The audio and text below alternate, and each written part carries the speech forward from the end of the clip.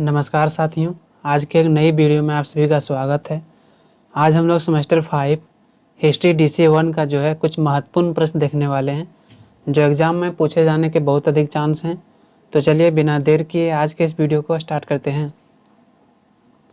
प्रश्न संख्या 10 है, लॉर्ड विलियम बेंटिंक के प्रशासनिक सुधारों का विवेचना करें। इससे पहले हमने 9 प्रश्न बता दिया है। आपने अगर अभी तक नहीं देखा है तो प्लेलिस्ट में आप जाके देख सकते हो, या तो डिस्क्रिप्शन में टेलीग्राम का लिंक दिया हुआ है, वहाँ पर भी जाके आप सारा वीडियो देख सकते हो। आज हम लोग देखने वाले हैं लॉर्ड विलियम बेंटिंक ने प्रशासनिक क्षेत्रों में क्या सुधार किया था। तो चलिए बिना देर किए जो है इसका आंसर बिल्कुल आसान से आसान शब्दों में देख लेते हैं। सबसे पहले आपको परिचय देना है। लॉर्ड विलियम बेंटिंक 1828 ईस्वी में बंगाल का गवर्नर जनरल बनकर भारत आया, जिसका शासनकाल जो है 1828 से लेकर 1835 ईस्वी तक चला था। भारत में आकर इन्होंने प्रशासनिक क्षेत्रों में सुधार करने पर अधिक ध्यान दिया। इससे पहले जितने भी गवर्नर जनरल भारत आए थे, किसी ने भी भारत के प्रशासनिक व्यवस्था में सुधार करने का प्रयास नहीं किया था और न ही सामाजिक क्षेत्रों में कोई भी सुधार करने का प्रयास किया था। यानी कि अगर हम बात करें लॉर्ड विलियम बेंटिंक का, तो यह जो है भारत में 1828 ईस्वी में बंगाल का गवर्नर जनरल बनकर आया। इनका शासनकाल 1828 से लेकर 1835 ईस्वी तक माना जाता है। लॉर्ड विलियम बेंटिंक के बारे में कहा जाता है कि यह ऐसा गवर्नर जनरल था जिन्होंने भारत में प्रशासनिक क्षेत्रों में महत्वपूर्ण सुधार किया था। आज तक ऐसा कोई भी गवर्नर जनरल नहीं आया जो भारतीय हितों के लिए प्रशासनिक क्षेत्रों में सुधार किया, लेकिन विलियम बेंटिंक ने जो है भारत में भारतीयों के लिए कुछ महत्वपूर्ण सुधार किया था।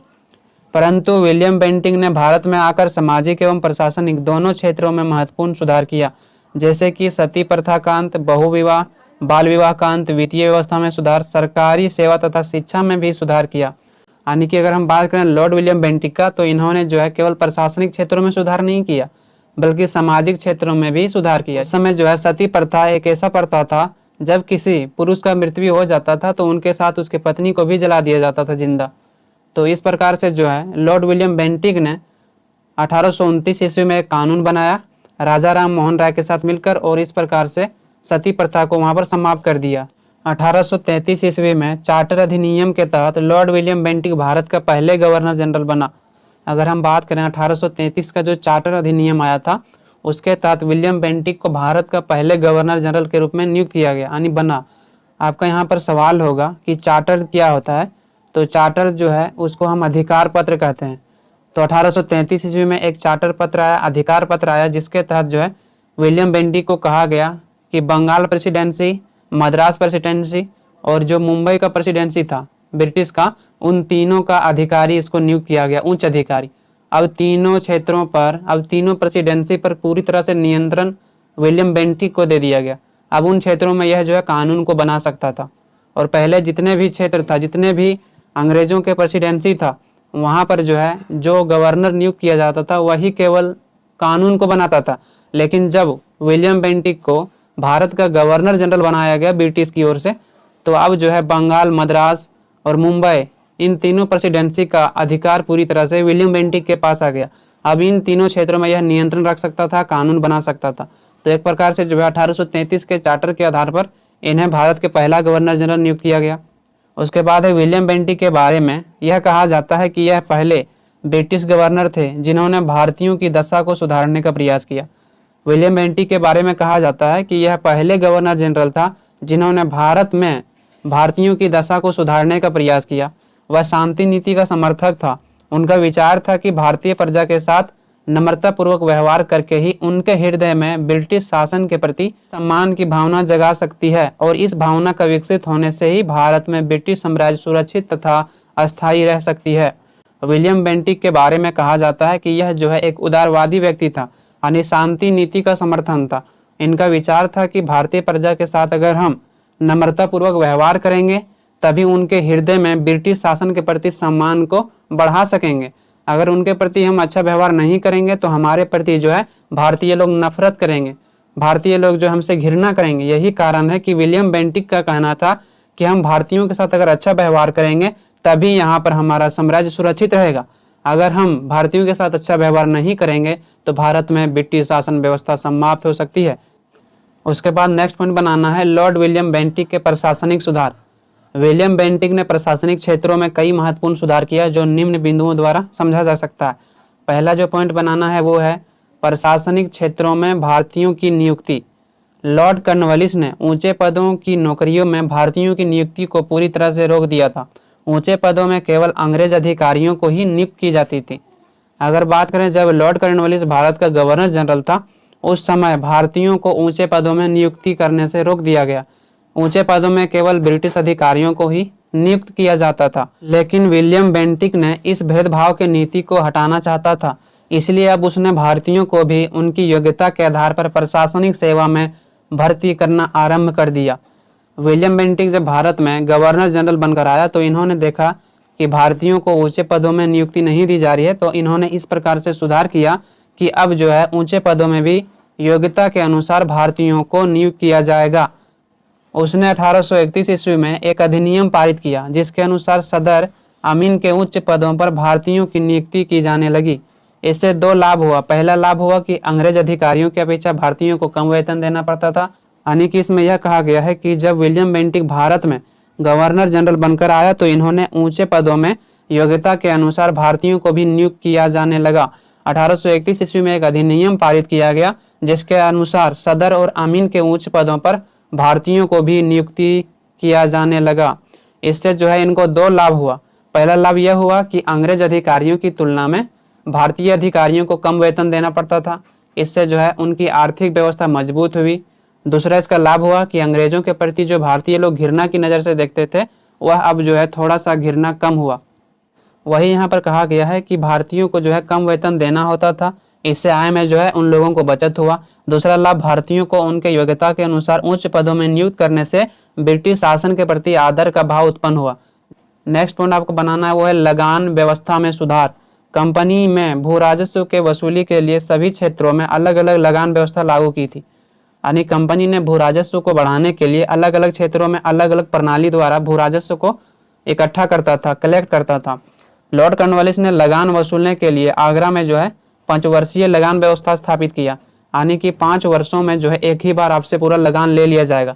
तो आगरा में जो है इन्होंने 5 वर्षीय लगान व्यवस्था लागू किया था। इस व्यवस्था में अनेक दोष थे। जमींदारों द्वारा जो है किसानों पर अत्याचार बहुत अधिक करते थे। किसानों पर अत्याचार को समाप्त करने के लिए विलियम बेंटिक ने लगान व्यवस्था में सुधार किया। यानी कि जब लॉर्ड कॉर्नवालिस था तो उन्होंने आगरा में 5 वर्षीय योजना को लागू किया था भू राजस्व को कलेक्ट करने के लिए, इकट्ठा करने के लिए। लेकिन इस राजस्व प्रणाली से जो है यहाँ के जमींदार जो थे वह किसानों को बहुत अधिक अत्याचार करते थे, किसानों का शोषण करते थे। यही कारण है कि जब लॉर्ड विलियम बेंटिक ने यह देखा कि जमींदारों द्वारा यहाँ के किसानों पर अत्याचार किया जा रहा है तो विलियम बेंटिक ने लगान व्यवस्था में सुधार करने का प्रयास किया। उसने पहला काम यह किया कि आगरा एवं पश्चिमी प्रांतों में भूमि की मपवाई कराई गई तथा इसका मानचित्र भी तैयार करवाया गया। पूरे भूमि का वर्गीकरण किया। उसके बाद जमीन की किस्म एवं उपज के आधार पर लगान की राशि तय किया गया, जो बहुत महत्वपूर्ण सुधार था। इन्होंने पहले क्या किया तो इन्होंने पहला कार्य यह किया कि जो भूमि था उन सभी भूमि को नपवाया गया, उस भूमि का मानचित्र तैयार किया गया और यह देखा गया कि किस भूमि का किस्म किस प्रकार से, यानी कौन सा भूमि अच्छा है जहाँ पर अधिक उपजाऊ हो सकता है, कौन सा भूमि जो है खराब है जहाँ पर उपजाऊ कम हो सकता है।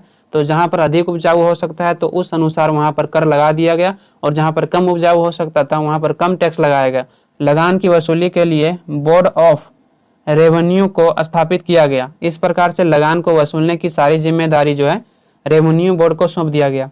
इन्होंने एक महत्वपूर्ण कार्य यह भी किया कि लगान व्यवस्था को जो है वसूलने के लिए रेवेन्यू बोर्ड को स्थापित किया गया। पहले लगान किस प्रकार से लिया जाता था, पहले लगान जो है इस प्रकार से लिया जाता था कि अगर कोई ब्रिटिश अधिकारी है तो वह जो है सारा जिम्मेदारी जमींदार को सौंप दिया जाता था कि उस किसान से जो है आपको सारा टैक्स को लेना है और फिर सरकारी खाते में जमा करवाना है। लेकिन विलियम बेंटिक ने ऐसा कुछ नहीं किया। विलियम बेंटिक जो है डायरेक्ट किसानों से भू राजस्व को लेना चाहा, क्योंकि उनका मानना था कि अगर हम जमींदारों को टैक्स लेने के लिए कहेंगे तो ऐसे स्थिति में किसानों पर बहुत अधिक अत्याचार किया जाएगा। यही कारण है कि लॉर्ड विलियम बेंटिक ने सीधे जो है किसानों से ही भू राजस्व को लेने का प्रक्रिया बनाया। इसीलिए इन्होंने रेवेन्यू बोर्ड को स्थापित किया गया ताकि जो है डायरेक्ट किसान इनके पास अपनी भू राजस्व को जमा करा सकता था। यह व्यवस्था 30 वर्षों के लिए लागू किया गया था, जिसमें कंपनी, जमींदारों तथा किसानों तीनों को लाभ हुआ। लॉर्ड विलियम बेंटिक ने जो व्यवस्था लागू किया उनसे किसानों, जमींदारों और कंपनी को भी लाभ हुआ। तीसरा, पुलिस व्यवस्था में सुधार। लॉर्ड विलियम बेंटिक ने पुलिस व्यवस्था में भी महत्वपूर्ण सुधार किया। इन्होंने थानेदारों के अधिकारियों को बनाए रखा। इसके साथ ही जमींदारों को पुलिस संबंधी अधिकार दे दिया। अपराधियों पर नियंत्रण रखने के लिए प्रत्येक जिला में पुलिस की अस्थायी ड्यूटी लगाई गई, जिससे अपराधियों की रोकथाम में मदद मिली। लॉर्ड विलियम बेंटिक ने जो है पुलिस व्यवस्था में भी महत्वपूर्ण सुधार किया था। पहले जो है पुलिस का सारा जिम्मा किसका था, तो जमींदारों का होता था। तो इन्होंने पुलिस व्यवस्था का जिम्मा जमींदारों को दिया और जो जिला स्तर पर जो है पुलिस का व्यवस्था किया गया था उनको जो है अस्थायी रूप से ड्यूटी दे दिया गया कि आपको जो है इन क्षेत्रों पर नियंत्रण रखना है। इससे यह लाभ हुआ कि अब पहले के तुलना में अपराध कम हो गया और जो अस्थायी रूप से पुलिस रखा गया जिला स्तर पर वह इन क्षेत्रों में नियंत्रण रखता था, जिससे जो आपराधिक मामले धीरे धीरे कम होता चला गया। चौथा है वो है न्याय व्यवस्था में सुधार। जिस समय विलियम बेंटिक गवर्नर जनरल बनकर भारत आया था उस समय देश की न्याय व्यवस्था अत्यंत खराब थी। किसी व्यक्ति को न्याय प्राप्त करने में काफी समस्या का सामना करना पड़ता था। उसने इस क्षेत्र में भी अनेक सुधार किए जो निम्नलिखित प्रकार के हैं। विलियम बेंटिक के बारे में कहा जाता है कि जब यह भारत का गवर्नर जनरल बनकर आया तो इन्होंने न्याय व्यवस्था में जो है महत्वपूर्ण सुधार किया। पहले किसी भी व्यक्ति को अगर न्याय प्राप्त करना होता था तो उन्हें अनेक समस्याओं का सामना करना पड़ता था, लेकिन इन्होंने जो है ऐसी व्यवस्था को लागू कर दिया जिससे न्याय व्यवस्था जो है पहले की तुलना में बेहतर हुआ।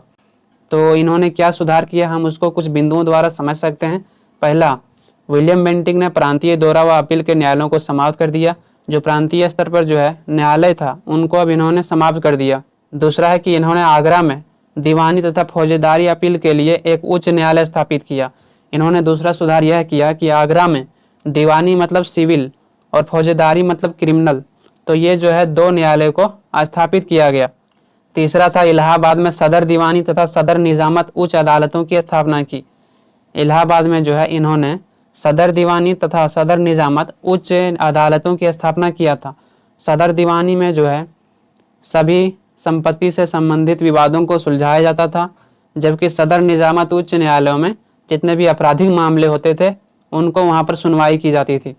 चौथा है कि भारतीय जनता की सुविधा के लिए न्यायालय का सारा काम प्रांतीय भाषा में करने की व्यवस्था की गई थी। विलियम बेंटिक ने न्याय व्यवस्था में सबसे महत्वपूर्ण सुधार जो किया वो यह था कि पहले न्यायालय में केवल इंग्लिश से ही सारा काम किया जाता था, अंग्रेजी भाषा से, है ना। कोई भी डॉक्यूमेंट्स हो या कुछ भी हो, सारा काम जो है आपको इंग्लिश में करना पड़ता था। लेकिन इन्होंने क्या सुधार किया, तो इन्होंने यह सुधार किया कि न्यायालय में अब जो क्षेत्रीय भाषा है उस भाषा से भी सारा काम कर सकते हैं। तो इस प्रकार से जो है इन्होंने क्षेत्रीय भाषा के आधार पर न्यायालयों में कार्य करने की अधिकार को दिया था। पांचवा है कि अपराधियों पर शारीरिक अत्याचार एवं कष्टदायक दंडों को बंद करा दिया और कोड़े लगवाने की प्रथा को भी समाप्त कर दिया। अपराधियों पर जो है जो शारीरिक अत्याचार किया जाता था, जो दंड दिया जाता था, उनको जो है इन्होंने बंद करवा दिया। जैसे कि पहले अगर कोई भी व्यक्ति कोई अपराध करता था छोटा मोटा भी, तो उनको जो है कोड़े लगवाया जाता था अंग्रेज अधिकारियों द्वारा। पांचवा जो है वो है आर्थिक सुधार। लॉर्ड विलियम बेंटिक ने आर्थिक क्षेत्रों में महत्वपूर्ण सुधार किया था, जो इस प्रकार से है। पहला है रैयतवाड़ी व्यवस्था को लागू करना। विलियम बेंटिक ने सभी प्रांतों में भूमि का 30 वर्षीय बंदोबस्त कराया, जो भूमि के किस्म एवं उपज के आधार पर लगान तय किया गया। यानी कि सबसे महत्वपूर्ण सुधार जो इसका था आर्थिक क्षेत्रों में वो था रैयतवाड़ी व्यवस्था। रैयतवाड़ी व्यवस्था में इन्होंने यह सुधार किया था। रैयतवाड़ी व्यवस्था एक ऐसा व्यवस्था था जिसमें 30 वर्षीय बंदोबस्त कराया गया, यानी कि भूमि को पहले मपवाया गया और यह तय किया गया कि कौन सा भूमि बेहतर है, यानी अच्छे किस्म के भूमि है, कौन सा भूमि खराब किस्म के है। और उस प्रकार से जहाँ पर अधिक उपजाऊ होता था वहाँ टैक्स को बढ़ा दिया, जहाँ पर उपजाऊ कम होता था वहाँ पर टैक्स को घटा दिया। तो इस प्रकार से जो है इन्होंने 30 वर्षीय व्यवस्था को किया था ताकि यहाँ पर किसानों, जमींदारों और कंपनी को भी लाभ मिले। विलियम बेंटिक ने मद्रास में रैयतवाड़ी प्रथा लागू किया था।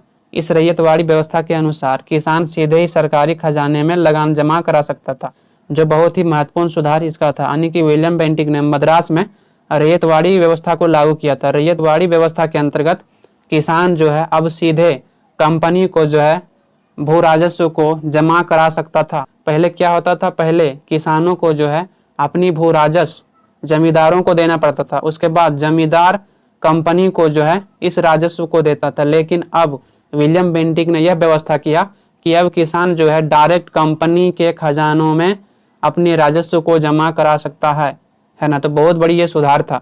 इनसे किसानों को लाभ यह मिला कि अब जो है यह जमींदारों के अधीन नहीं था, अब यह जो है सीधे कंपनी के पास जो है भू राजस्व को जमा करा सकता था। इस व्यवस्था से किसानों को बड़ी राहत मिली, साथ ही कंपनी की आय में भी वृद्धि हुई। जिस समय William Bentinck governor general Bharat बनकर आया था, उस समय जो है कंपनी की आर्थिक स्थिति अत्यंत खराब थी, अतः उसने कंपनी की आर्थिक स्थिति को सुधारने के लिए अनेक कार्य किया। जब रैयतवाड़ी व्यवस्था को विलियम बेंटिक ने लागू कर दिया, इससे जो है किसानों को बड़ी राहत मिली। अब जो है जमींदारों द्वारा किसानों पर अत्याचार या शोषण नहीं किया जाने लगा था, क्योंकि जो है किसानों को यह अनुमति दिया गया, यह अधिकार दिया गया कि वह भू राजस्व को अब डायरेक्ट कंपनी के खजानों में जमा करवा सकता था, कंपनी के खातों में जमा करवा सकता था। इसमें यह भी कहा गया है कि जब विलियम बेंटिक भारत का गवर्नर जनरल बनकर आया, उस समय यहाँ पर कंपनी की आर्थिक स्थिति अत्यंत खराब थी, जिसके बाद कंपनी की आर्थिक स्थिति को विलियम बेंटिक ने सुधार करने का प्रयास किया और इन्होंने कई महत्वपूर्ण कार्य भी किया, जैसे कि वेतन में कटौती। पूर्व कंपनी के कर्मचारियों तथा अधिकारियों को अधिक वेतन मिलता था। लॉर्ड विलियम बेंटिक ने उन अधिकारियों तथा कर्मचारियों के वेतन में कमी कर दी। पहले जो है जितने भी अधिकारी या कर्मचारी होते थे, उनको अधिक वेतन दिया जाता था कंपनी द्वारा, लेकिन विलियम बेंटिक ने उन अधिकारियों और कर्मचारियों के वेतन में कटौती की, जिसका लाभ प्रशासनिक विभाग में हुआ। इसके अतिरिक्त भारतीय सैनिकों को नियुक्त किया गया, क्योंकि भारतीय सैनिकों को अंग्रेज सैनिकों की तुलना में कम वेतन देना होता था। इससे कंपनी के आय में वृद्धि हुई। इन्होंने जो है सभी कर्मचारियों और अधिकारियों के वेतन में कटौती की। उसके बाद प्रशासनिक क्षेत्रों में इनको लाभ हुआ। इसके अलावा भारतीय सैनिकों को भी नियुक्त किया गया। इससे लाभ इनको क्या हुआ, तो भारतीय सैनिकों को नियुक्त करने से इनको लाभ यह हुआ कि अंग्रेज सैनिकों की तुलना में भारतीयों को कम वेतन देना पड़ता था। तीसरा है अफीम के व्यापार पर नियंत्रण। विलियम बेंटिक ने अफीम के व्यापार पर सरकारी नियंत्रण स्थापित किया और अफीम को व्यापारियों को ठेके पर बेचा, जिससे कंपनी को काफ़ी मुनाफा हुआ। यानी कि जो है अफीम का जो व्यापार था, उन पर जो है इन्होंने अपना नियंत्रण स्थापित किया। पहले क्या होता था, तो पहले जो कंपनी का अधिकारी होता था वह अवैध रूप से अफीम का व्यापार करता था, लेकिन जब विलियम बेंटिक भारत में गवर्नर जनरल बनकर आया, तो इन्होंने जो है अफीम के व्यापार पर अपना नियंत्रण स्थापित किया और अब जो है अफीम को व्यापारियों को ठेके पर बेचने लगा। इससे कंपनी को काफ़ी मुनाफा हुआ। चौथा है मालगुजारी की वसूली। विलियम बेंटिक ने मालगुजारी से संबंधित कागजों की जांच करवाई और जिन लोगों ने कई वर्षों से मालगुजारी नहीं दिया था, उनसे कठोरतापूर्वक मालगुजारी को वसूला गया। मालगुजारी क्या होता है, तो जैसे कि आपको अगर किसी ने भूमि दिया है, तो उस भूमि के बदले में जो टैक्स देना होता था, उन्हीं को जो है मालगुजारी कहा जाता था। तो कंपनी ने जो है जिस जिस किसानों को भूमि दिया था खेती करने के लिए, उन सभी किसानों के कागजातों को जांच किया गया और जांच करने के बाद जिन किसानों ने बहुत वर्षों से टैक्स नहीं दिया था, उनसे जो है कठोरतापूर्वक टैक्स को लिया गया। इससे जो है कंपनी को मालगुजारी में वृद्धि हुई और आर्थिक रूप से जो है इन्हें लाभ हुआ। पांचवा है कर मुक्त भूमि का अधिग्रहण।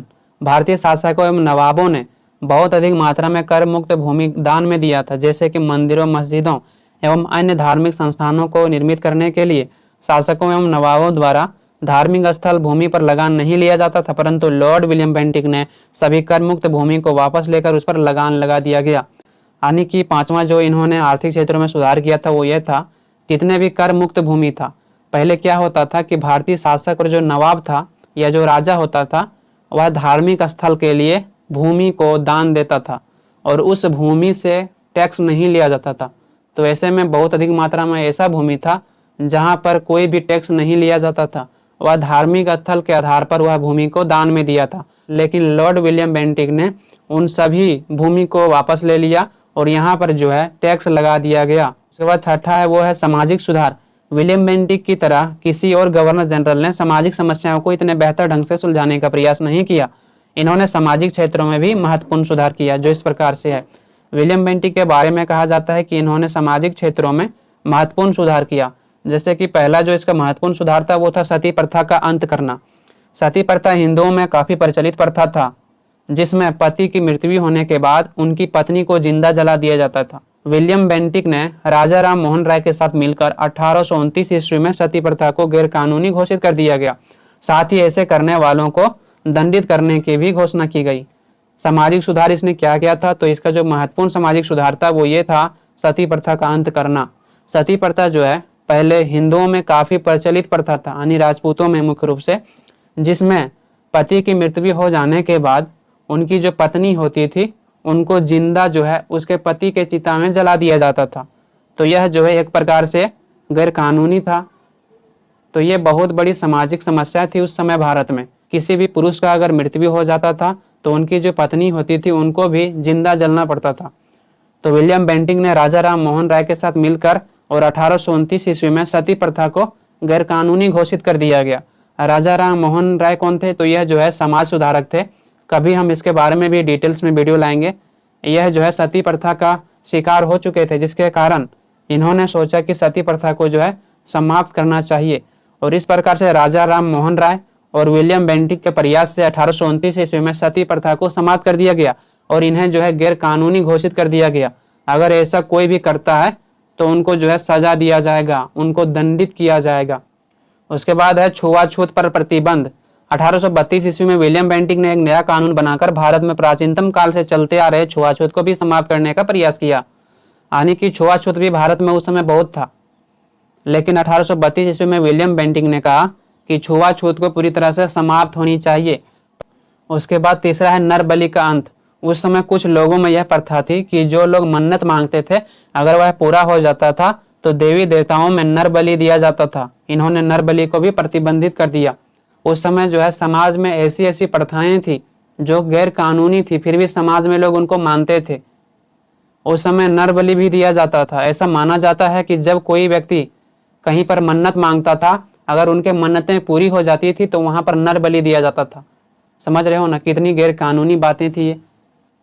सातवां और अंतिम पॉइंट है शिक्षा व्यवस्था में सुधार। लॉर्ड विलियम बेंटिक ने भारत में शिक्षा को सुधारने की ओर ध्यान दिया। इन्होंने कंपनी से प्राप्त आय द्वारा भारतीय जनता को शिक्षित करने के लिए 1 लाख रुपये प्रति वर्ष खर्च करने के लिए निश्चित किया गया। विलियम बेंटिक ने जो है भारत में शिक्षा के क्षेत्र में भी सुधार करने का प्रयास किया। इन्होंने यह तय किया कि जो कंपनी के पास भू राजस्व प्राप्त होता है उसी भू राजस्व में से प्रत्येक वर्ष लगभग 1 लाख रुपया जो है खर्च किया जाएगा शिक्षा के क्षेत्रों में, ताकि यहाँ के लोग जो है शिक्षित हो सके। तो एक प्रकार से शिक्षा के क्षेत्रों में इन्होंने महत्वपूर्ण सुधार किया था। लेकिन यह समस्या सामने आ रही थी कि भारतीयों को शिक्षा देने के लिए कौन सा माध्यम होना चाहिए।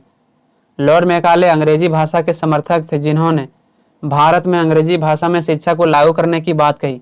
जब यह विचार किया जा रहा था कि भारत में कौन से माध्यम द्वारा शिक्षा को दिया जाए, यानी कि भारत में शिक्षा का माध्यम क्या होना चाहिए, भाषा क्या होना चाहिए, तो लॉर्ड मैकाले ने कहा कि अंग्रेजी भाषा द्वारा भारतीयों को शिक्षा दिया जाना चाहिए। क्योंकि लॉर्ड मैकाले जो था वो ब्रिटिशर्स था, वह अंग्रेजी भाषा के समर्थक था। इसीलिए जो है इन्होंने यह कहा कि अंग्रेजी भाषा में ही भारतीयों को शिक्षा देनी चाहिए।